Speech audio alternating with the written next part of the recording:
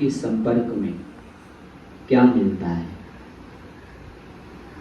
तो इस के जो ऋषि हैं वो वामदेव हैं, इसके जो देवता हैं वो अग्नि हैं, और इसके जो छंद है वो गायत्री छंद है और स्वर षडज है। तो इस तरह से इन सब की कहते हैं ना कि इन देवताओं का, इन ऋषियों का, इस स्वर का, इस छंद का क्या तात्पर्य है। जब तक हम किसी भी वस्तु का निर्माण करते हैं तो अकेले से नहीं होता है, उसमें बहुत सारी प्रार्थनाएं, कामनाएं, पुरुषार्थ, बहुत सारा समर्पण, तब जाकर के उस चीज का निर्माण होता है। तो हमें यथाकथित ऐसा ही समझ लेना चाहिए अपने ज्ञान अनुसार। तो इस मंत्र है ओम अग्ने विश्वस्यदा वराइस्मभ्यमूतये महे देवो हयसि नो दृशे। इस कहते हैं कि हे अग्नि प्रभु, आप देव मतलब हे असी निश्चय से देव हैं, है ना। हम जैसा भक्त कोई कह रहा है कि हे प्रभु आप वास्तव में ही देव हैं क्या, तो कहते हैं कि देवो दानत और दीपनाथ द्योतनाथ द्वा।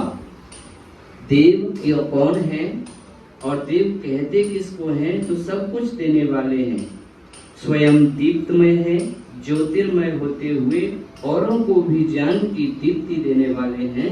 आप अस्मभ्य हमारे लिए भी विवस्वतः ज्ञानी पुरुषों के आभर प्राप्त कराइए।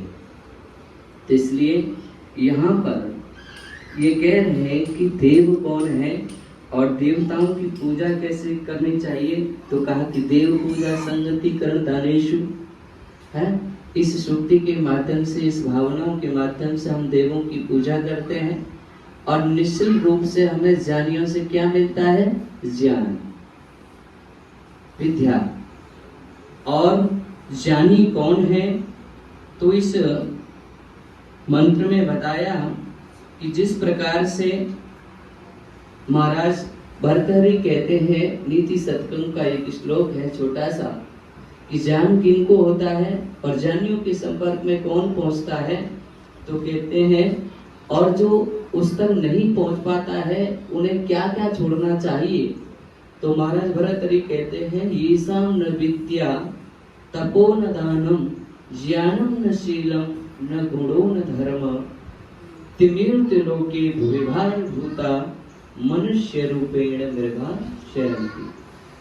जिस तरह से जिन मनुष्यों में न कोई विद्या है, न विद्या प्राप्त करने के लिए तपस्या करते हैं और न दान की वृत्ति है, न ज्ञान प्राप्त करने के उत्तम उत्तम गुण हैं, न धर्म युक्त व्यवहार करते हैं, ऐसे मनुष्य तो धरती पर भार पशु बनकर पशु समान है और खाते पीते हुए अपने जीवन को नष्ट कर रहे हैं।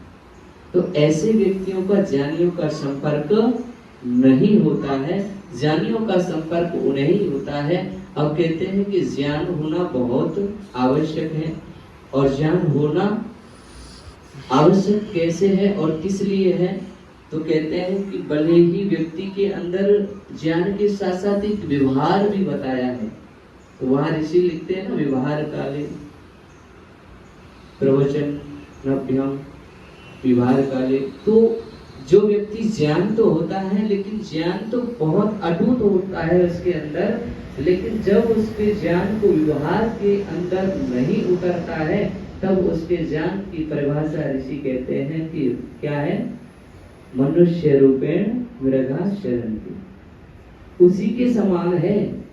हमारे भले ही हमारे मार्कशीट के अंदर, भले ही हमारे प्रमाण पत्रों के अंदर बहुत सारी उत्तम डिग्री क्यों न हासिल कर ली हो, लेकिन जब हम समाज के बीच उतरते हैं तब हमारे व्यवहार के मार्ग कितने हैं उस पर हमारे ज्ञान की तुलना होती है। तो इसलिए सबसे पहले एक चर्चा हुई थी, तो उसमें बहुत उत्तम कोटि के विद्वान थे और ऐसे ही किसी प्रश्न को लेकर के उनकी वार्तालाप शुरू हुई तो सुनने वाले लोगों ने कहा कि हमें इस बात का भरोसा नहीं था कि इतने उच्च कोटि के विद्वान और इनके मुख से इस प्रकार के शब्द हमें सुनने को मिलेंगे या जानने को मिलेंगे। ये तो हमें आशा ही नहीं थी, अपेक्षा ही नहीं थी।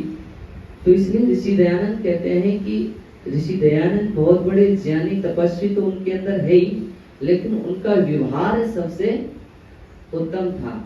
आज भी हम उसको देखते हैं तो कोई ब्रह्मचारी, कोई कुछ तपस्वी, सन्यासी आदि गुण पाए जाते हैं। तो सबसे पहले ये सब गुण पाए जाते हैं तो वो किसके कारण है? व्यवहार के कारण है। तो इसलिए जो व्यक्ति के अंदर ज्ञान के साथ साथ व्यवहार होता है उसका ज्ञान बल और अधिक बढ़ता है, और जिसके अंदर सिर्फ ज्ञान ही होता है, व्यवहार नहीं होता, तो उसका ज्ञान भी बिल्कुल शून्य होता है। तो इसलिए ये मंत्र में कहा गया है कि उतय उनसे उत्तम ज्ञान प्राप्त कर हम अपनी रक्षा के योग्य हों। ज्ञान ही हमें इन विषयों के जाल में फंसने से बचा सकता है, और कोई साधन नहीं। तो इसलिए कहते हैं धैर्य ये पिता क्षमा जननी। तो जो धैर्य देगा और जो हमारे अंदर जन्म देने वाला है, जो हमें आगे बढ़ाने वाला है, वो हमारा ज्ञान ही है। तो इसलिए कहें महे महसे मतलब तेज के लिए भी हम ज्ञानियों की प्राप्ति करें, ज्ञान की प्राप्ति कराएं और ज्ञान हमें प्राप्त हो। न दृश्य हमें इसलिए भी ज्ञानियों की प्राप्ति कराएं कि हम उनसे शब्द ब्रह्मा का, सृष्टि विद्या का ज्ञान प्राप्त करके प्राकृतिक रचनाओं में आपकी महिमा को अनुभव करते हुए आपका दर्शन व साक्षात्कार कर सकें। इसलिए एक तो व्यवहारिक ज्ञान होता है और एक शास्त्रोक्त ज्ञान होता है। जब हमें व्यवहारिक ज्ञान होगा तो हमें शास्त्रोक्त ज्ञान भी बहुत जल्द ही प्राप्त हो सकेगा। जब हमें शास्त्रोक्त ज्ञान की क्या आवश्यकता है, तो कहा कि जिस प्रकार आपकी परमात्मा जो रचना आपने की है ना, सृष्टि विद्या, इस सृष्टि विद्या को जान सकें और आपके हम अनुभव को महसूस करें कि आपने किस तरह से इस सृष्टि की रचना की और आप हमारे लिए क्या संकेत करते हैं और हमें क्या करना चाहिए। इसलिए हम आपका जो दर्शन है उसे साक्षात्कार यानी प्रत्यक्ष रूप से कर सकें, इसलिए हमें उस ज्ञान की आवश्यकता है।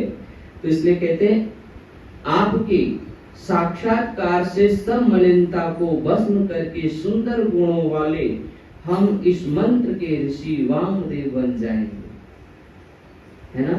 तो कहा कि हम साक्षात रूप से इन सारी विषय वासनाओं से हट करके, इस मलिन वासनाओं से दूर होकर के सुंदर गुण वाले बन जाएंगे, और इसलिए हम इस मंत्र के कौन कहलाएंगे? वामदेव ऋषि कहलाएंगे। तो इसलिए कुछ विद्वानों के माध्यम से हम सुनते हैं कि ऋषि तो वही होते हैं जो दूर तक जिनकी दृष्टि होती है, और दूर तक दृष्टि वो होनी चाहिए जिसमें ज्ञान हो, करुणा हो, दया हो, समर्पण की भावना हो, सेवा की भावना हो। वही क्या है? ऋषि है, वही दृष्टा है। तो इसलिए कहे कि ज्ञानियों के संपर्क में आकर हम विषय जाल से अपनी रक्षा करके भोगों में शक्ति को जीर्ण न करते हुए तेजस्वी बनते हुए प्रभु का साक्षात करने वाले बने। इसलिए ज्ञान हमें जरूरी है कि हम जिस तरह पर रह रहे हैं उस तरह पर हमें व्यवहारिक ज्ञान और आध्यात्मिक ज्ञान, शास्त्रों का ज्ञान हमारे पास यदि बचेगा तो वैदिक संपत्ति, वैदिक ज्ञान ही हमारे पास भरपूर बचेगा, बाकी कोई ज्ञान हमारे पास बचेगा नहीं। ये सब जो काम आने वाली चीज है जिन्हें हम कहते हैं एक देव पूजा, संगतिकरण और दान से जब जोड़ते हैं, तो एक व्यक्ति ने मुझसे प्रश्न किया, तो उसने कहा कि गुरुजी जीवन में और घर में सुख और शांति नहीं है। तो कहा सुख और शांति नहीं है, उसके लिए क्या उपाय, हम क्या कर सकते हैं? तो हमने कहा भाई यज्ञ कर लो। तो यज्ञ करने से क्या होगा? तो मैंने कहा कि व्यक्ति के जीवन में विशेषकर 3 प्रकार के दुख होते हैं, जिसे हम आध्यात्मिक, आदि भौतिक और आदैविक दुखों की तुलना करते हैं। तो कहा कि ये तो बड़े लेवल की बात है, आंतरिक दुख को हम कैसे जीएच के माध्यम से छुड़ा सकते हैं। तो मैंने कहा कि बात तो आपकी सही है कि आंतरिक दुख तो इससे संकट कैसे टल सकता है। तो यहाँ पर क्या क्या की देवताओं के लिए बात की है, जो हमें निरंतर देते हैं, देवत्व भानत्व, जो निरंतर हमें कुछ देते हैं वो हमारे देव होते हैं। और देवों के लिए हम क्या देते हैं, ये सृष्टि आदान प्रदान की भावना से चलती है या देने देने की भावना से चलती है? दोनों ही जब समान रूप से ये आदान प्रदान की भावनाएं बनी रहेंगी तो ही इस प्रकृति का संतुलन बोलो बना रहेगा। तो मैंने कहा कि भाई देव यज्ञ कर लो। तो कहा देव यज्ञ कैसे? तो मैंने कहा देव यज्ञ करने से जो वायु है, जल है, अग्नि है, जिसे आप अपने व्यवहार जीवन काल में प्रयोग करते हैं और वो दूषित हो चुकी है, उसे शुद्ध करने का मात्र एक ही तरीका ऋषियों ने बताया। हम मंत्र पढ़ते हैं दैवी नाम। कहा कि इस संसार के दुखों से छूटने के लिए एक ही नाव आपके पास है, वो क्या है? दैवी नाव, देवी यज्ञ।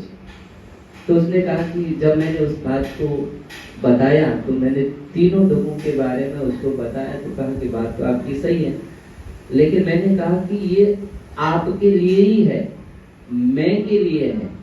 किसके लिए है? मैं के लिए है। और जब मैं करूंगा, जब ऐसा संकल्प सबका होगा तो इस देवीय दुख से दूर बाहर अच्छी तरह से निकला जा सकता है। ऐसे ही भौतिक दुख जब आपने देखा होगा, जब हमारे ऋषि महर्षि जंगल में तपस्याएं करते हैं तो उसके इर्द गिर्द बहुत हिंसक जीव जंतु निवास करते हैं और वो उन पर किसी प्रकार का आक्रमण नहीं करते, क्योंकि ये क्या है? ये देव का प्रभाव है, साधना का प्रभाव है, उनकी तपस्या का प्रभाव है। उनके अंदर, वो ऋषियों के अंदर जो त्याग है, तपस्या है, उनका प्रभाव उनके ऊपर पड़ता है। इसलिए उनके साथ कोई हिंसक आत्मा कोई विचार या जुड़ाव नहीं बनता है। तो इसलिए भौतिक दुख से छूटा जा सकता है। फिर का आध्यात्मिक दुख, जब इन दुखों से आप अच्छी तरह छूटने का प्रयास करेंगे तो आध्यात्मिक दुख की आपको जानकारी बढ़ती जाएगी और इससे अपने से जो गलती होती है उसे आप रोक लेंगे। सबसे पहले आप गलती करते हैं कि यज्ञ नहीं करते, क्योंकि प्राचीन वेदों के अंदर बताया कि देव यज्ञ ही आपका उत्तम साधन है, कर्म है, और इसको अग्निहोत्र कहा गया, होम कहा गया। अब अपने होम में रहते हो लेकिन होम नहीं करते हो, तो फिर आपका होम कहाँ हुआ? तो इस प्रकार से जब उसके साथ मेरी चर्चा हुई तो मैंने इस तरीके का उसको उत्तर देते हुए संतुष्ट किया और कहा कि वास्तविक सही है कि जो ज्ञान है वो हमें ज्ञानियों के ही संपर्क से मिल सकता है। इसलिए हम परमपिता परमात्मा से प्रार्थना करें कि हम अधिक से अधिक अपने ज्ञानियों का सत्संग, ज्ञान का सत्संग करें। जिस प्रकार हमारे बीच पिछले रविवार स्वामी जी आए थे, ऐसे विद्वान जब हमारे बीच आते हैं उनके ज्ञान का हम श्रवण करें तो अवश्य ही हम परमपिता परमात्मा को साक्षात्कार दर्शन के रूप में जानने की जो लालसा है, मनकृष्टा है, वो निरंतर बढ़ती जाएगी। इसलिए हम परमपिता परमात्मा से पुनः प्रार्थना करते हैं, हे प्रभु, हम इस योग्य बने और आपके संसार में जीवन में रहते हुए, जीते हुए आपके हम पथ पर चलते रहें। ऐसी हमारी बुद्धि को आप मार्गदर्शन कीजिए। इन्हीं भावनाओं के साथ मैं प्रोग्राम करता हूँ। इति ओम।